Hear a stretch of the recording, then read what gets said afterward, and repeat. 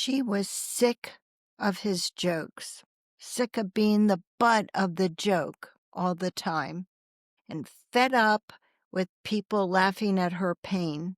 And she was tired, so tired of just staying silent. How many times have survivors been dismissed with a laugh? What do you think? I bet it's a lot. How many times have survivors have been turned into a punchline in their own house, told just to lighten up, as though the sting of the humiliation could be brushed away with a smile?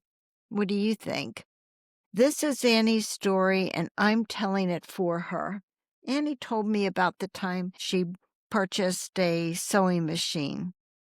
She had saved up for it quietly with coupon money from her husband.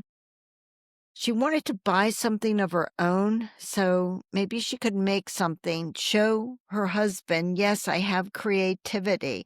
I'm capable of doing things. And the first thing she made, it wasn't for herself. Of course, it was for her daughter, Bella. She had found a small piece of fabric on sale, and she carefully stitched it up, and it was a cute little outfit for her daughter. She had hoped with all her heart that when she showed it to him, he might be proud of her. I mean, why shouldn't she be? It was her first attempt. And she had hoped that maybe, just maybe, he would see the effort that she had put into the project, to the home, and that, I don't know, just maybe he could admire her for once. So naturally, she imagined his smile when she would show what her daughter looked like in it, and imagined a nice hug. But when he saw Bella in the outfit for the first time, you know what he did? I bet you can guess. He laughed.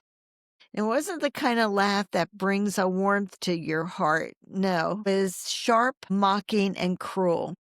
He said, "Are you serious? This thing is ridiculous." The air just left her chest. What do you think happened? She felt crushed. But she still forced a smile on her face as though she was going to agree with him, soften the blow. She just really wanted to hide the sting of her heart just crumbling inside. Which she hoped would be a moment of connection, was just another reminder that in his eyes, she was always going to be a joke. How many survivors do you think know that moment? My guess is far too many. Whether it's the meal you cooked that didn't taste good, the outfit, whatever it is that you purchased for yourself, just looked silly on you, the project you worked on, your partner just dismissed, laughed at, smirked at, the gift you gave that turned into another punchline. The mockery in these things, is never about the sewing machine, the meal, the outfit, none of that. It was about control. It's always about control. And of course, the humiliation that goes with it. It was about keeping Annie and so many people like her small. Survivors learn pretty quickly that if your efforts are going to be laughed at, it's just better not to try. Just stop trying, stop showing your joy, stop sharing your hopes.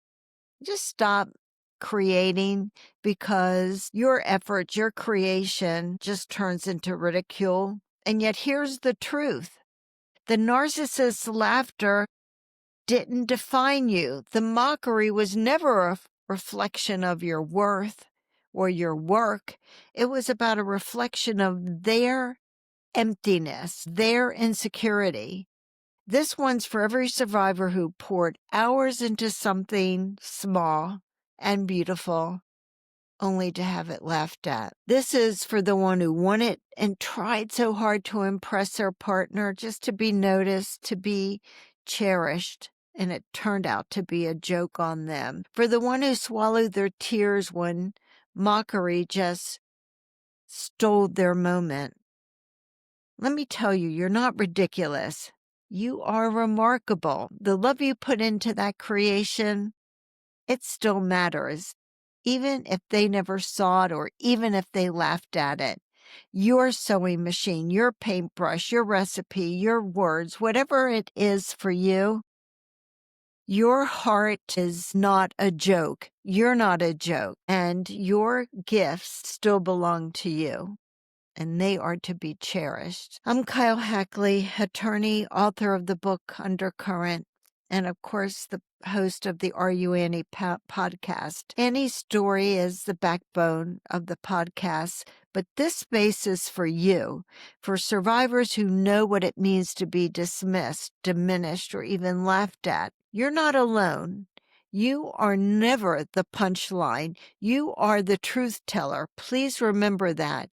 You are stronger than you ever believed. You are a warrior against narcissistic abuse, and you are tenacious, and you're never going to give up on what you believe in and what's important to you.